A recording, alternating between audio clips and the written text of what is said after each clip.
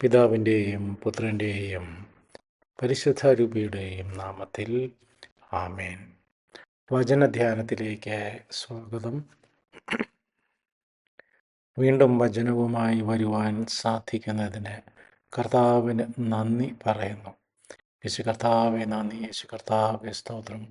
Hallelujah, hallelujah, hallelujah. ഇന്ന് നമ്മൾ വിചിന്തനം ചെയ്യുന്ന വചനഭാഗം വിശുദ്ധ യോഹന്നാൻ എഴുതിയ സുവിശേഷം 3-ാം അധ്യായം 19-ാം വാക്യം മുതൽ. ഇതാണ് ശിക്ഷാവിധി, പ്രകാശം ലോകത്തിലേക്ക് വന്നിട്ടും മനുഷ്യർ പ്രകാശത്തേക്കാൾ അധികമായി അന്ധകാരത്തെ സ്നേഹിച്ചു. പ്രകാശം ലോകത്തിലേക്ക് വന്നിട്ടും മനുഷ്യർ പ്രകാശത്തേക്കാൾ അധികമായി അന്ധകാരത്തെ സ്നേഹിച്ചു, കാരണം അവരുടെ പ്രവൃത്തികൾ തിന്മ നിറഞ്ഞതായിരുന്നു. തിന്മ പ്രവർത്തിക്കുന്നവൻ പ്രകാശത്തെ വെറുക്കുന്നു, അവൻ്റെ പ്രവൃത്തികൾ വെളിപ്പെടാതിരിക്കുന്നതിന് അവൻ വെളിച്ചത്ത് വരുന്നുമില്ല.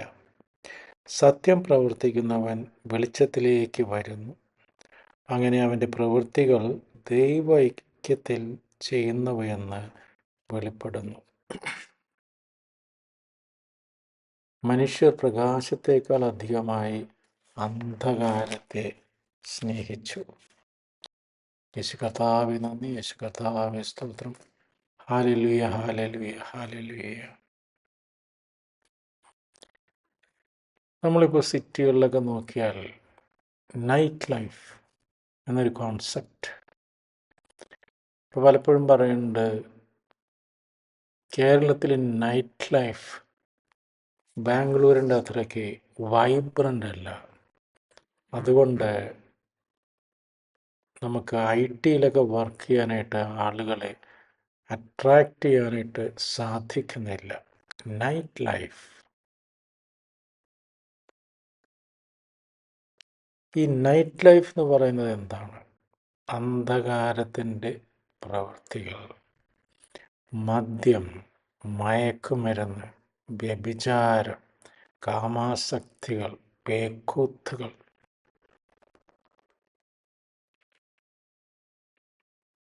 ഇവർക്കൊന്നും വെളിച്ചത്തിൻ്റെ മക്കളാകാൻ സാധിക്കുന്നില്ലല്ലോ. രാത്രിയുടെ മറവിൽ അവർ പേക്കൂത്തുകൾ നടത്തുന്നു. ഇങ്ങനെ വരുമ്പോൾ ഒരു പ്രശ്നം, സെൽഫ് എസ്റ്റീം വളരെ കുറവായിരിക്കും, സെൽഫ് കോൺഫിഡൻസ് വളരെ കുറവായിരിക്കും. ഈ ഇരുളിൻ്റെ മറവിൽ ചെയ്യുന്ന പ്രവൃത്തികൾ മാത്രമേ അവരെ കൊണ്ട് ചെയ്യുവാൻ സാധിക്കുകയുള്ളൂ. അതേസമയം നാലാളുടെ മുൻപാകെ വെളിച്ചത്തിൽ ലോകത്തിന് ഉപകാരപ്രദമായ കാര്യങ്ങളിൽ ഏർപ്പെടാൻ അവർക്ക് കഴിയാതെ പോകുന്നു. ദൈവകൃപ അവർക്ക് നഷ്ടപ്പെടുന്നു.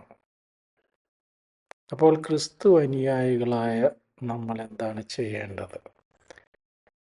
ഒരിക്കലും അന്ധകാരത്തിൻ്റെ മക്കളായി നമ്മൾ വർത്തിക്കരുത്. വെളിച്ചം പോകുന്ന സമയത്തിന് മുൻപേ നമ്മൾ നമ്മളുടെ വാസസ്ഥലങ്ങളിൽ ചേക്കേറണം. അപ്പോൾ പല വീടുകളിലും മക്കളൊക്കെ വരുമ്പോൾ ഒരു നേരത്താണ് അവർ വരുന്നത്.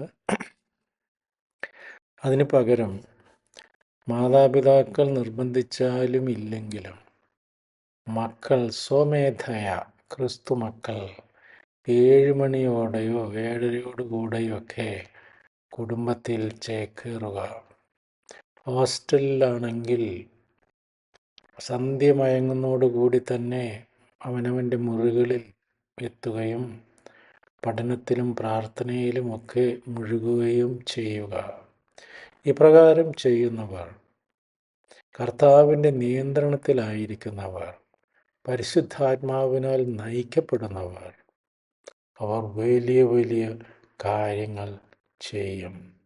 മറ്റവരൊക്കെ അന്ധകാരത്തിൻ്റെ മക്കൾ നൈമിഷികമായ സുഖങ്ങളുടെ പുറകെ പോവുകയും കാതലില്ലാത്ത ജീവിതങ്ങളുടെ ഉടമയാവുകയും വലിയ നേട്ടങ്ങളൊന്നും നേടാതെ തന്നെ ഈ ജീവിതം ഒരു സബ് ഒപ്റ്റിമൽ ലൈഫ് ജീവിച്ചുകൊണ്ട് മരിച്ചവരെ പോലെ ജീവിച്ച് തീർക്കുന്നു. അവർക്ക് ജീവനില്ല. അവർ യഥാർത്ഥ സന്തോഷം എന്തെന്ന് അറിയുന്നില്ല. അന്ധകാരത്തിൻ്റെ മക്കൾക്ക് സന്തോഷിക്കണമെങ്കിൽ എക്സ്റ്റേണൽ സ്റ്റിമുലസ്, മദ്യവും മയക്കുമരുന്നും എല്ലാം വേണം. അതേസമയം വെളിച്ചത്തിൻ്റെ മക്കൾ എന്നും പ്രശോഭിതരാണ്, എന്നും സന്തോഷത്തിലാണ്. അതാണ് യഥാർത്ഥ സന്തോഷം. കർത്താവ് നൽകുന്ന സന്തോഷമാണ് യഥാർത്ഥ സന്തോഷം. ഈ ഒരു തിരിച്ചറിവിലേക്ക് കർത്താവ് നമ്മളെയൊക്കെ വിളിക്കുന്നു.